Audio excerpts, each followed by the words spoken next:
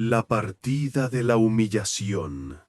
El silencio de Castilla, pesado y ancestral, nunca fue más opresivo que en la hacienda Los Robles, dominio del arruinado don Fernando. A sus 19 abriles, doña Adela era la única moneda de honor que le quedaba a su linaje. Su belleza austera y su juventud estaban a punto de ser entregadas como un sacrificio silencioso. El yugo del matrimonio se cernía sobre ella. Don Ricardo, el marqués de Puerto Real, un hombre de 50 años, caudal incalculable y alma escéptica. El marqués había aceptado desposarla a cambio de una condición humillante que aseguraba su fortuna contra la ambición femenina. Adela debía pasar una prueba de lealtad impuesta por él mismo. «Es la única salvación, Adela», gemía doña Elena, su madre, cuya vanidad se debatía entre la vergüenza y el oro. «La condición es extraña, pero el caudal es real».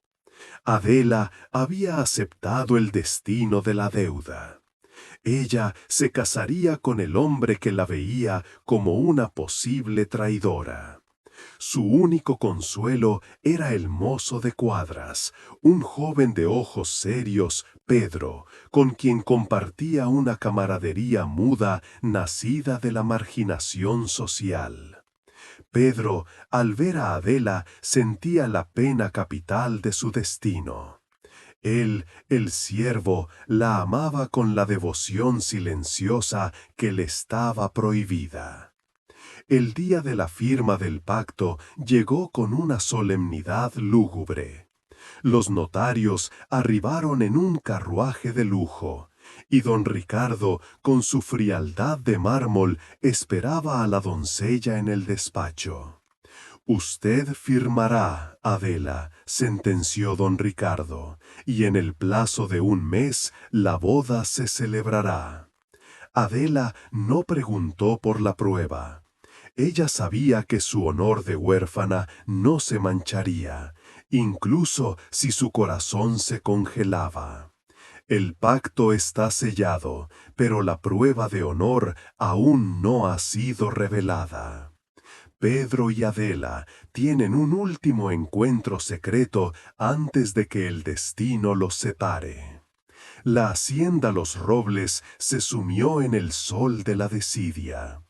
Adela, ahora la prometida del marqués, vivía en un limbo de deberes, su alma esperando la pena capital del matrimonio.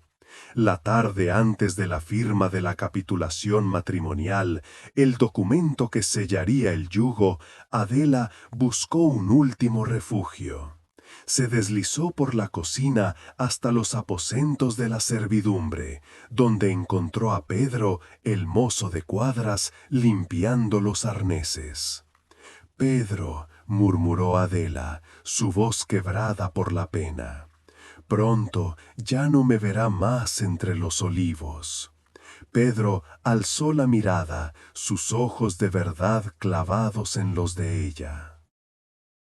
No hubo palabras, solo una comunión silenciosa de dos almas que entendían la crueldad del destino social. «Doña Adela», replicó Pedro, con una gravedad impropia de su rango, «el honor se paga caro, pero el caudal de mi alma siempre le será leal». En un gesto de nobleza inaudita, Pedro extrajo de su camisa un cuarto de moneda de plata, el único caudal que poseía de su trabajo. «Tome esto, doña Adela. Si la prueba del marqués la condena, use este caudal de siervo para comprar su pan en el camino». Adela aceptó la moneda. La plata fría, un símbolo de la lealtad que la nobleza le negaba. Fue su despedida silenciosa, la promesa de que, incluso en la ruina de su alma, ella sería recordada. A la mañana siguiente, el sol sombrío iluminó el despacho. El notario, los abogados y los padres de Adela estaban presentes para la firma final. Don Ricardo, con su frialdad de mármol, esperaba a la doncella. Adela firmó el documento, su caligrafía firme, su dignidad inexpugnable. Cuando el notario cerró el pergamino, don Ricardo sonrió. Su sonrisa de escepticismo se amplió. «Un momento», dijo don Ricardo, su voz cortando el aire con una frialdad justiciera. «Antes de que mi apellido se una a esta doncella, es hora de revelar la verdadera prueba de su honra». Los presentes se tensaron. Don Ricardo se dirigió al arca de la hacienda, de donde extrajo un antiguo pergamino con el sello de la corona que aseguraba sus tierras. «El caudal de mi linaje no es solo el oro», declaró don Ricardo, «es la escritura original de estas tierras. Si esta doncella me es leal por deber, no por ambición, ella observará». Don Ricardo se acercó a la chimenea encendida. «Yo quemaré ante ella este pergamino valioso, el título original de mi hacienda. Si doña Adela intenta detenerme, o si su rostro revela la furia de la avaricia, sabré que ella ama mi oro. Si ella me mira con indiferencia, sabré que su lealtad es fría y sin afecto». Don Ricardo se giró hacia Adela, sus ojos de escepticismo clavados en ella. «Pero», rugió don Ricardo, elevando la voz con una furia gélida, «si ella se niega a presenciar mi sacrificio, o si su rostro se contorsiona por la pena de mi locura, sabré que ella me ama por mí, no por mi fortuna. Y ese es el único caudal que busco». Adela sintió el peso de la locura en su corazón. Ella tenía que elegir entre la deshonra de la avaricia y la condena de la locura. Don Ricardo ha puesto su fortuna y su linaje en el altar de la prueba.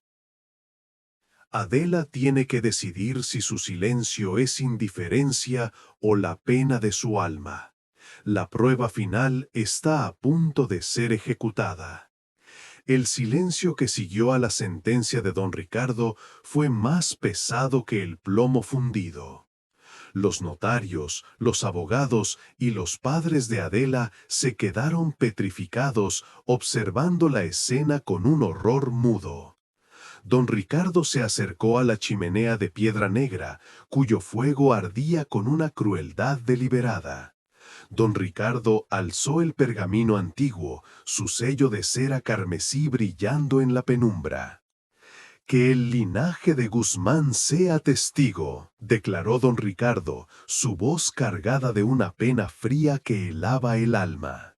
«Si mi corazón ha de ser condenado a la soledad, que mi caudal no se entregue a la mano de la codicia». Los ojos de Adela se clavaron en el pergamino valioso. Ella no pensó en el oro perdido, pensó en el sacrificio de Pedro, el cuarto de moneda y la dignidad que él había comprado. ¿Podría ella permitir que don Ricardo quemara la historia y la fe en nombre de su escepticismo? La voluntad de Adela se quebró, no por el miedo a la pobreza, sino por el horror a la vileza. Ella no se movió para detener la pérdida financiera, sino para detener la destrucción del alma de don Ricardo. «Marqués», gritó Adela, su voz clara y firme, pero cargada de una pena inmensa, «no lo haga». Don Ricardo se detuvo, su mano suspendida sobre el fuego. Su mirada de escepticismo se clavó en ella, buscando la furia de la avaricia. «¿Ha encontrado la codicia, doncella?», sisió don Ricardo, su voz victoriosa. «No, señor», replicó Adela, con el corazón roto. «Yo no temo a la pérdida de su oro, yo temo a la pérdida de su alma. Usted quema el pergamino del linaje para probar mi avaricia, pero usted demuestra su locura y su crueldad sin límite.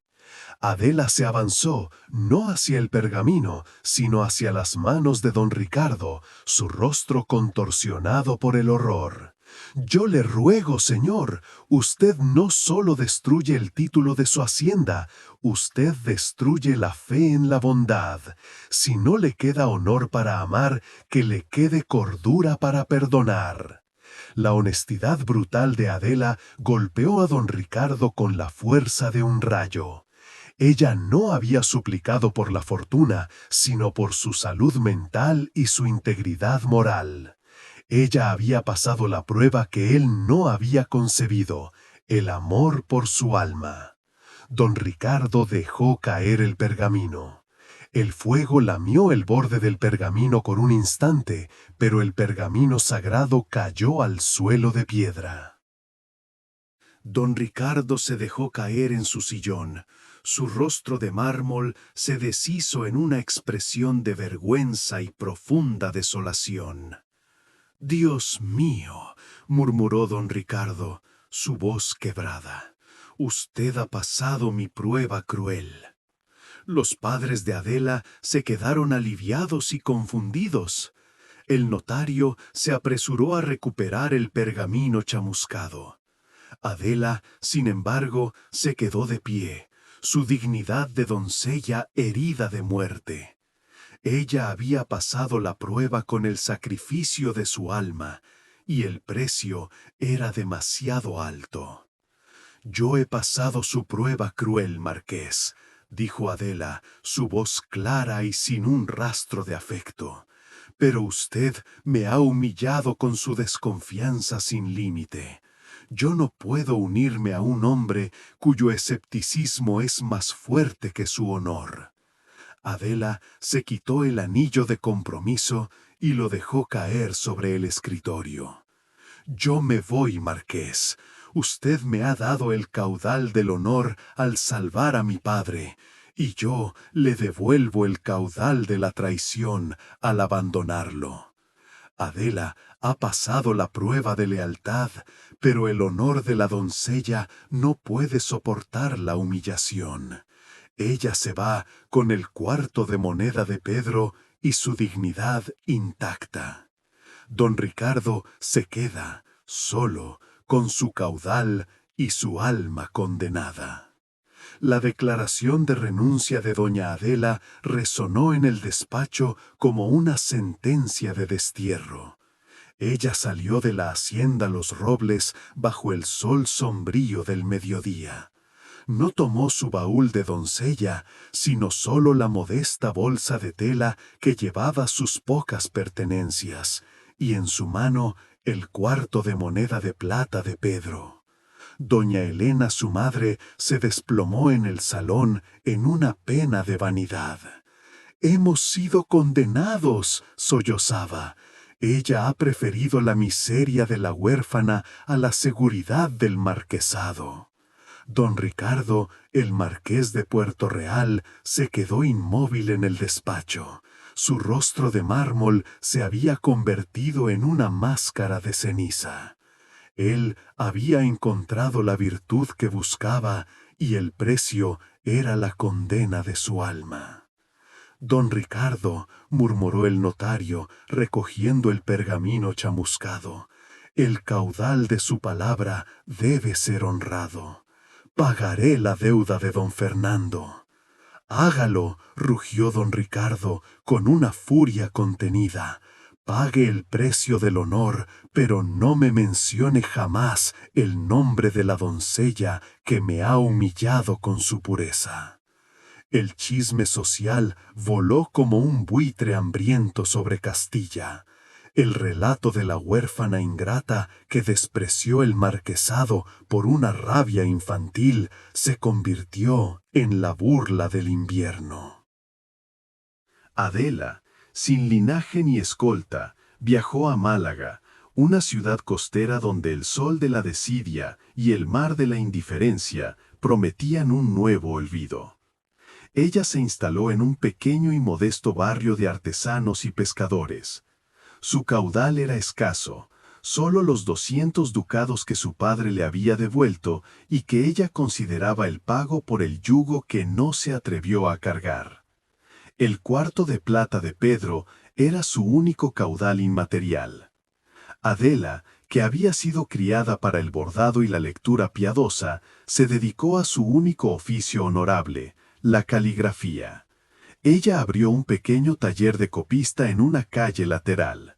Su caligrafía precisa y su rectitud en los negocios le ganaron el respeto silencioso del barrio. Ella se negó a sucumbir al dolor del amor perdido o al escarnio social. Adela trabajaba desde el amanecer hasta el anochecer, su pluma firme era su nueva armadura. Ella había intercambiado el oro por la dignidad y el linaje por el trabajo honesto. Pero el destino es un arquitecto cruel. El chisme social que había perseguido a Adela desde los Robles no tardó en llegar a Málaga. Entre los círculos de los comerciantes y los patrones del puerto, el relato de la doncella ambiciosa que había despreciado el marquesado se convirtió en un cuento de advertencia. Y en Málaga, esa historia resonaría con la desconfianza crónica de un joven y rico armador que buscaba una esposa de carácter indomable para un pacto comercial.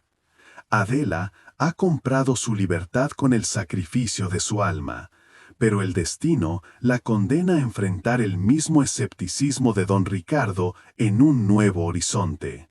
Un nuevo hombre de caudal y desconfianza está a punto de entrar en su vida. La partida de la humillación, Fan 5. Málaga era un tablero de ajedrez de ambición y comercio. Don Mateo de Ledesma, el armador más rico de la costa, no era un hombre de linaje antiguo, sino un hombre hecho a sí mismo, cuya fortuna residía en la flota que surcaba el Mediterráneo. A sus 35 años, don Mateo era un hombre de hielo y cálculo, cuya única debilidad era el miedo a la traición.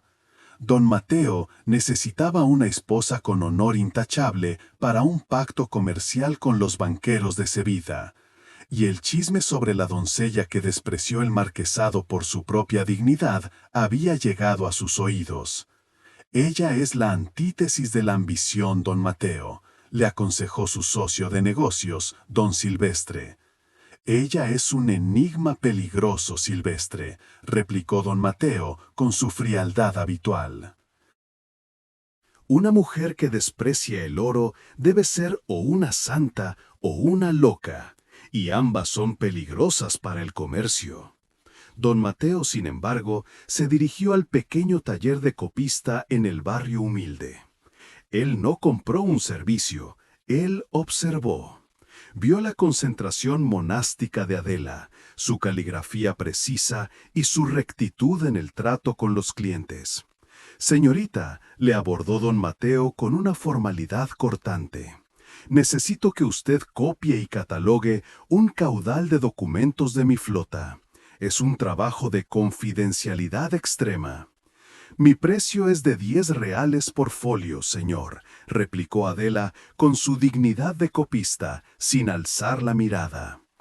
El pacto comercial se selló. Adela pasó a catalogar los libros de fletes y seguros del armador. Don Mateo, sin saberlo Adela, había puesto la primera prueba de su escepticismo. Había alterado las cifras de un cargamento de especias en un folio discreto. Si Adela lo notaba y lo corregía, era honesta. Si lo revelaba, era chantajista. Si lo ignoraba, era negligente. Adela, en el torrente de la contabilidad, no tardó en encontrar el error aritmético en el folio de las especias. El déficit era considerable y la culpa podía recaer en el capitán del buque. Señor, le informó Adela a don Mateo con su voz firme. Hay un error de cálculo en el folio 45 de la carga de especias. El déficit es de 500 reales. Don Mateo se tensó. ¿Y qué significa eso, señorita?, preguntó. Su frialdad se intensificó. Significa, señor, replicó Adela con su rectitud de copista, que el capitán debe ser notificado antes de la auditoría. Es un error de pluma que debe ser corregido. Adela había elegido la ruta de la honestidad y el deber, no la ruta de la acusación y la ambición. Don Mateo se retiró del taller con el corazón enardecido. Ella había pasado la prueba, pero su honestidad era tan perfecta que le resultaba sospechosa.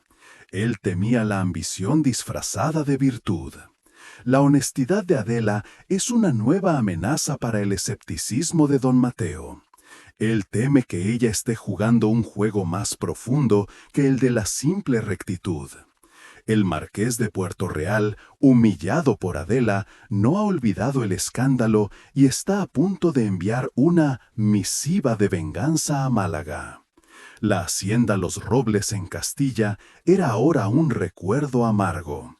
Pero el escepticismo de don Ricardo, el marqués de Puerto Real, había encontrado su reencarnación en el corazón de don Mateo. Don Mateo, el armador de hielo, se dedicó a someter a Adela a una vigilancia silenciosa. Su honestidad en la contabilidad era intachable, pero su reserva emocional y su dignidad adquirida eran una fuente de sospecha para el armador. Marquesa, le dijo don Mateo, con una frialdad cortante, yo aprecio su metodología, pero su silencio es peligroso. Usted no tiene un corazón de oro, usted tiene un corazón de mármol. Mi corazón no está a la venta, señor, replicó Adela con una dignidad inexpugnable. En medio de esta opresión, la venganza del pasado se desató. Una misiva sellada con el blasón de Puerto Real arribó a las oficinas de la Marina en Málaga. La carta, dirigida a don Silvestre, el socio de don Mateo, contenía el veneno de la calumnia. El relato de la huérfana ambiciosa que había deshonrado al marquesado y huido con el oro de un siervo. Don Silvestre, un hombre de vanidad fácil, confrontó a don Mateo, temiendo por su pacto comercial con los banqueros de Sevilla. Mateo, esa mujer es una aventurera deshonrada. El marqués de Puerto Real la condena. Ella ha manchado su nombre con la bajeza del siervo. Silvestre, yo solo creo en el pergamino y en la cifra, no en el chisme, replicó don Mateo con su frialdad habitual, pero su alma se agitó ante la crueldad del linaje. Don Mateo, sin embargo, confrontó a Adela con la misiva. Señorita, dijo don Mateo con una frialdad justiciera, el marquesado la persigue. ¿Me dirá usted por qué el linaje la condena con tanta saña? Adela alzó la barbilla con la valentía de la doncella que no teme a la verdad. Ella relató la crueldad de don Ricardo, la prueba humillante y el sacrificio de su alma para salvar la cordura del marqués, y la declaración final de su renuncia al marquesado por la humillación sin límite. Yo he preferido la miseria de mi oficio al yugo de su escepticismo, señor, sentenció Adela. Don Mateo se quedó inmóvil en su despacho. Él, el armador de hielo, había encontrado la verdadera honra en el dolor de la doncella. Dios mío, murmuró don Mateo, su frialdad se deshizo en una pena helada. Usted ha pasado una prueba cruel que sólo la virtud puede soportar. Pero el chantaje de don Silvestre no podía ser ignorado. El pacto comercial con los banqueros de Sevilla dependía de una esposa con honor intachable. Señorita, dijo don Mateo con una pena inmensa, su honor es inexpugnable, pero el caudal exige la prueba final. El honor de Adela es reconocido por don Mateo, pero el caudal y el pacto comercial exigen la prueba final, la restauración de su reputación ante los banqueros de Sevilla. El marqués de Puerto Real, en su soledad, se da cuenta del precio de su error y viaja a Málaga. La confrontación final se desató en las oficinas de la Marina en Málaga. Don Mateo, el armador de hielo, había convocado a don Silvestre y a los abogados de Sevilla. Él estaba decidido a restaurar el honor de Adela. Pero el destino, arquitecto cruel, tenía otra carta. El marqués don Ricardo de Puerto Real arribó a Málaga, solitario y consumido por el remordimiento. «Mateo», sisió don Silvestre, «la prueba es imposible. El marqués de Puerto Real ha llegado. Él condena a la doncella». Don Mateo se quedó inmóvil. El fantasma de su escepticismo había regresado. «Yo no he venido a condenar», declaró don Ricardo. Su rostro de mármol se había convertido en una máscara de pena. «He venido a testificar la verdad». Don Ricardo se dirigió a Adela, cuya dignidad herida se alzaba en el despacho. «Doña Adela», dijo don Ricardo, su voz quebrada y baja, «yo le pido un perdón que no merezco. Yo la probé con la crueldad del escepticismo, y usted me humilló con la pureza de su alma. Yo testifico ante la ley y ante Dios que su honor es intachable, y yo soy el único deshonrado». La confesión pública del marqués fue un terremoto emocional. Don Silvestre se quedó mudo y los abogados de Sevilla se quedaron atónitos. Pero Adela no sintió triunfo. Ella solo sintió la pena por el alma condenada de don Ricardo. Don Mateo se acercó a Adela. Sus ojos de hielo se habían convertido en ojos de verdad. «Doña Adela», dijo don Mateo, con una voz cargada de afecto, «su honor es el único caudal que importa. Yo renuncio al pacto comercial con los banqueros de Sevilla. Yo solo quiero su mano». Adela alzó la mirada. Su alma se debatía entre el perdón y el nuevo escepticismo. «Yo le agradezco su nobleza, don Mateo», replicó Adela, «pero yo no puedo unirme a un hombre que me ve como una prueba de virtud. Yo no soy un pergamino que se firma, yo soy un alma que se ama». Adela ha perdonado al marqués, pero ha rechazado el amor de don Mateo. Ella ha elegido la soledad de su oficio. El destino de la doncella aún no ha sido sellado. La declaración de renuncia de Adela resonó en el despacho de la Marina como una sentencia inapelable. Ella había rechazado el marquesado por el honor y ahora rechazaba el amor por la integridad de su alma. Don Mateo se quedó inmóvil. Su rostro de hielo se deshizo en una pena inmensa. Él había aprendido a amar su alma, pero había repetido el error de don Ricardo. La había visto como un símbolo de virtud, no como una mujer. «Yo le ruego un último perdón, doña Adela», murmuró don Mateo, con una humildad inaudita. «Yo la vi como una prueba, pero usted me enseñó a ver la verdad». Don Ricardo, el marqués de Puerto Real, observó la escena. Su alma condenada se conmovió ante el dolor de la verdad. Adela se retiró del despacho, llevando consigo solo su honor intachable y el cuarto de moneda de Pedro. Ella regresó a su pequeño taller de copista en el barrio humilde. Un año después, Adela era la copista más respetada de Málaga. Su caudal era su trabajo honesto y su felicidad era su libertad. Una tarde, un hombre sencillo, vestido con ropa de marino, se acercó a su taller. Era don Mateo de Ledesma. Él no llevaba oro ni pergamino, solo una simple flor de jazmín en la mano. Doña Adela, dijo don Mateo, con una humildad inexpugnable, yo no soy el armador de hielo, yo soy solo un hombre que ama su alma. ¿Me permite que le compre su pan de cada día? Adela alzó la mirada, vio en sus ojos de verdad el fin del escepticismo.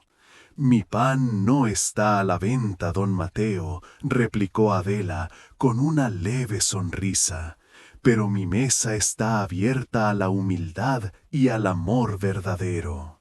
Y así, la doncella que despreció el marquesado por el honor, encontró el amor verdadero en el trabajo honesto y el corazón sencillo de un hombre que había aprendido a ver más allá del caudal. La historia de la doncella que compró su libertad con el sacrificio de su alma ha concluido. Ella enseñó al mundo que la verdadera riqueza es el amor que no teme a la deshonra. Fin.